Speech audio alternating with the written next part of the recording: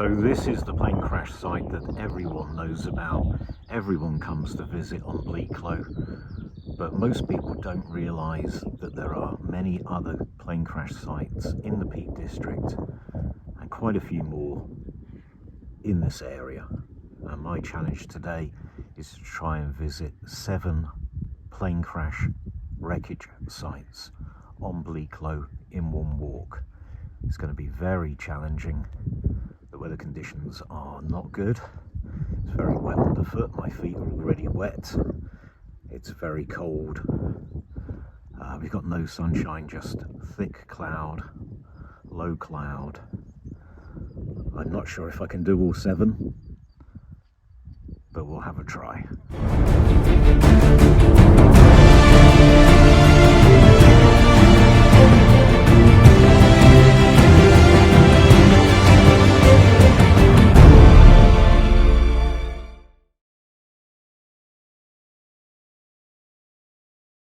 Good morning. It's a fairly drizzly day, quite claggy on the tops. I've got quite an adventurous walk planned for today, quite a tough and challenging walk, but it should be a lot of fun. I'm approaching Bleaklow from the western side today. I parked in Old Glossop, and today's challenge is to cover off 7 plane wreckage sites in one walk. Now, I've visited all of these sites before, but never attempted to do all of them or more than a couple of them in one walk before. So it's going to be tough, it's going to be interesting, hopefully it's going to be fun. I'm on the old Doctor's Gate, Roman Road, believed to be haunted by the ghosts of Roman soldiers. Been numerous sightings along various parts of this Roman road.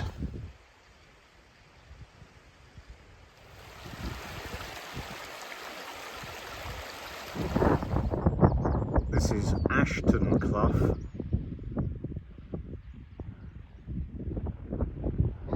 And it's where I need to go for the first of the plane crash sites on today's walk. It will be the toughest part, I anticipate, and that's why I've done it first. I've done it once before, but I was coming down.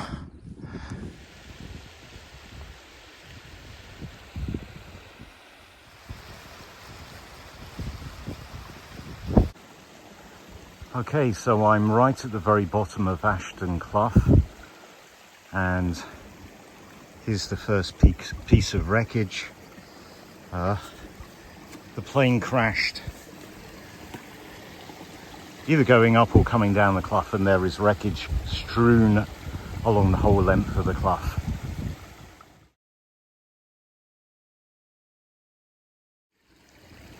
This wreckage belongs to a Dakota aircraft which crashed in July 1945. It was a transport aircraft and it was carrying a jeep at the time, and I believe some of the wreckage actually belongs to the jeep. There were 7 on board and unfortunately they were all killed.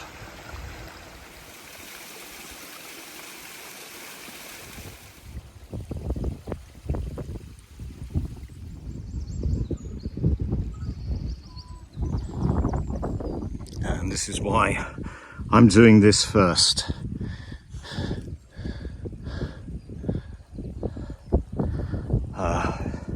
It's the only crash site that's in a clough on this particular walk. So once this is out of the way, it should get a lot easier.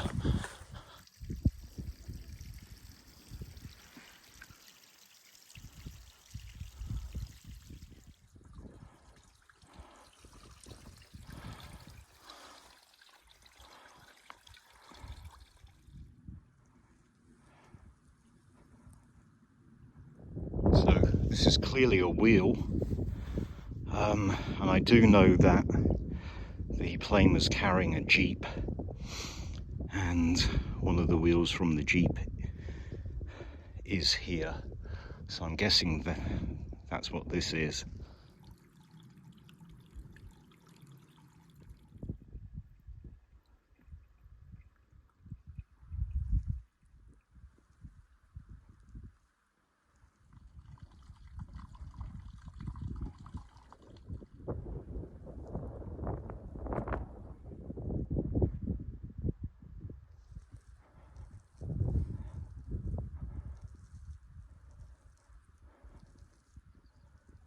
Just seen a mountain hare. It's right there, but it's completely still at the moment, so I don't know if you can make it out.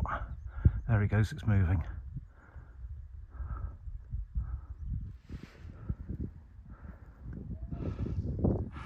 Oh, that was a lot steeper than I remembered.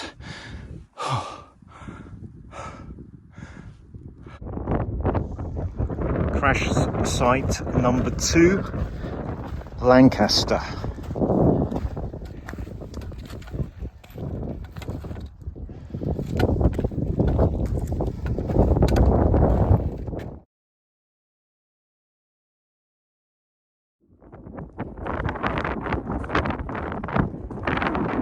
Okay, well, I don't have time to visit every single debris pool for every single crash site today. Things are not going to plan. It's after 12 o'clock. I've been walking for more than 3 hours, and so far 2 crash sites, and I'm absolutely knackered. We'll have to see how we get on with the rest.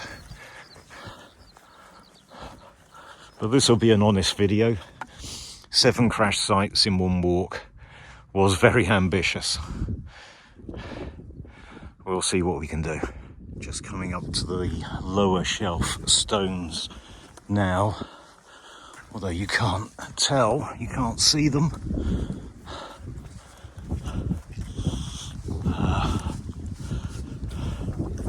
One of the things that inspired this walk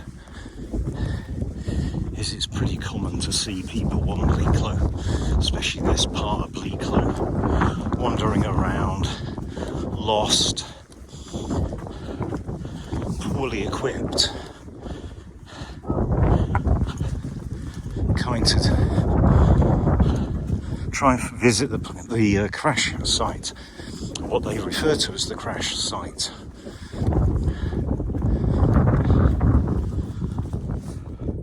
The challenge of this walk is to try and visit 7 crash sites, including the Superfortress, in one walk. I'm starting to think that may have been a little bit over ambitious. Coming up Ashton Clough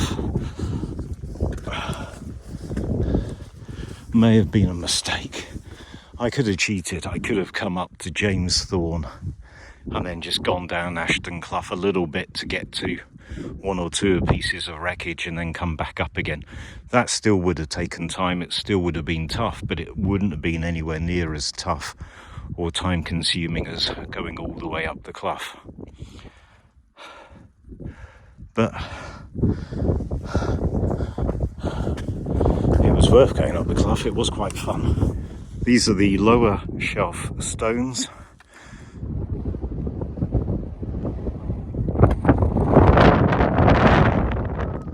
I've just had lunch. It's almost 1 o'clock now. It is pretty cold in the low cloud. I'm really starting to think I'm not going to make all 7.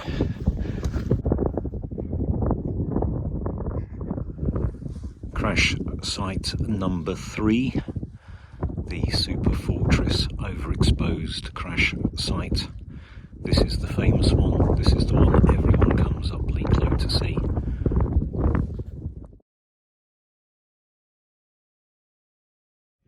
It crashed in November 1948. 13 people on board, all unfortunately killed.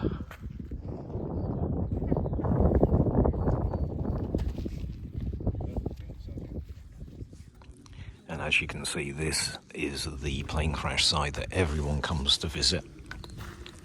And to be fair,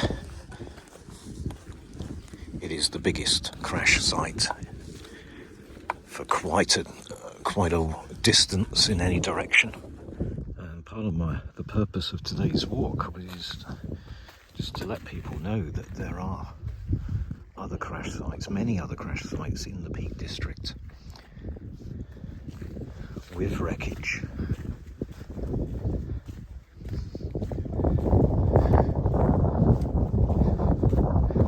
Several of which are in the vicinity of this one.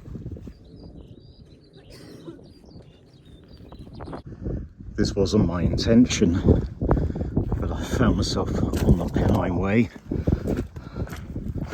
I was just gonna go off piste.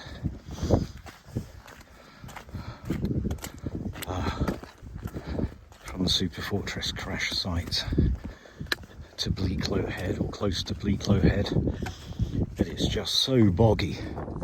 I was only on the Pennine Way for a very short distance, and then I've come off, and I'm now making my way through the gruffs, the infamous gruffs on Bleaklow Hill. It's probably going to take at least 30-40 minutes for me to get to my next destination, and I'm really starting to think that I can't do 7 in this walk. It's just too many.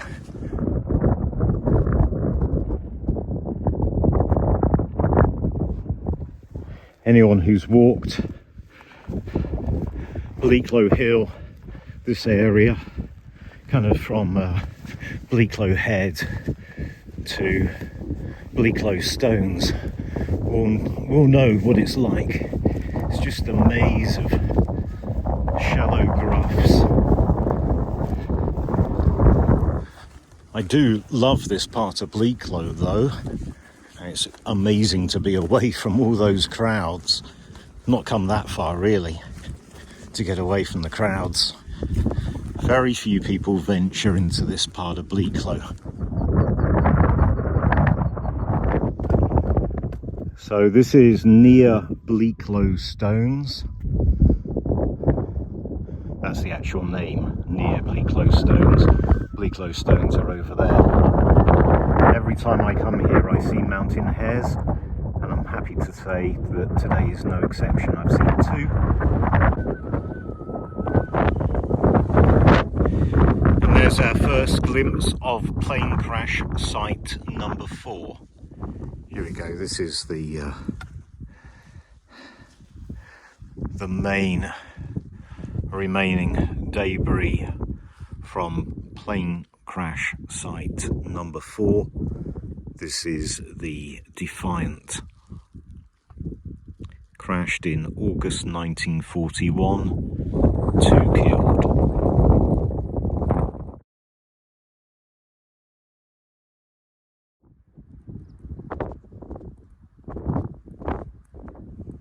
Well, this is interesting and unexpected. A little bit of debris in the middle of nowhere. Now, there isn't actually that much distance between crash site number 4, the Defiant we just visited, and crash site number 5. So I don't know whether that wreckage belongs to number 4 or number 5. I'm guessing it's probably the Defiant because it's closer to that one. When you're at near Bleaklow Stones, you can see the next plane crash site, and it doesn't look that far away. I've never attempted to directly go from the Defiant wreck site to this next one. But what I can tell you is it's not as close as you think. And once you get into these gruffs, you can't see it anymore. Just seen another mountain hare. This is the most I've seen in ages. I think that's the 4th one I've seen on this walk. This is the Botha plane crash site.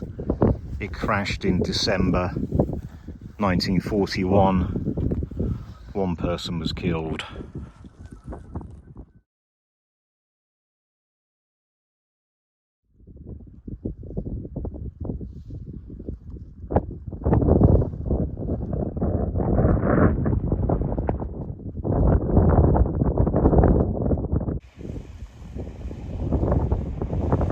I'm still en route. This is near Bleaklow. Not that far from the top. And there is a little bridge that you can cross. I think it's the only bridge crossing near Bleaklow. It's not marked on the map though, so I'm happy I was able to find it again. Okay, well the plan was, the original route was to go down near Bleaklow a shortish distance, and then cut across and get to the Wellington crash site, and then cut across from there, walk along Lawrence Edge to Wild Boar Clough, the top of Wild Boar Clough, and then from Wild Boar Clough cut across to the Pennine Way via the Blenheim wreck site, and then from there back to the car. But I am done in, and it's going to be quite a long walk back to the car, whichever way I go now. So I did think about just cracking on with the original route. It's only going to be 2 or 3 miles longer, but those two crash sites can be quite difficult to find, particularly the Blenheim, and there's a lot of off-piste walking. If I stop at 5 wreck sites, fail the challenge, but I think 5 wreck sites is okay.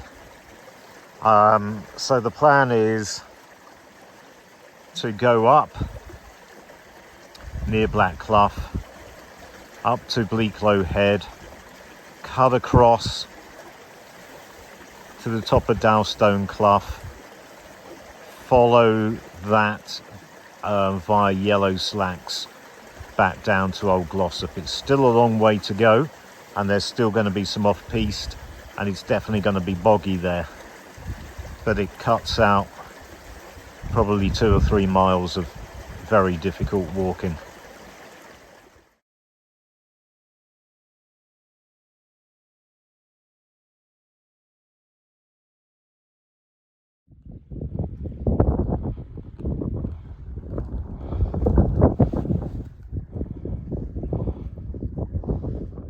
That was a hard slog, uphill, very boggy path, but I'm at Bleaklow Head now, at the Wainstones, the Kissing Stones.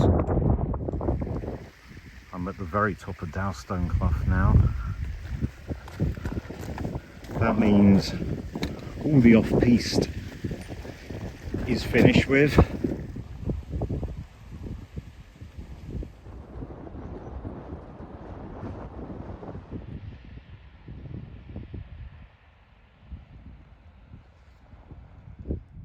Descending Yellow Slacks now. So I'm almost back at the car now. I am so tired. Been out for about 9 hours. I don't know how many miles I've done yet. I set myself the challenge of visiting 7 plane wreck sites on central Bleaklow. I didn't make it. I managed 5. But I thoroughly enjoyed it. And if anyone watching wants to give the challenge a go, please do so and let me know how you get on.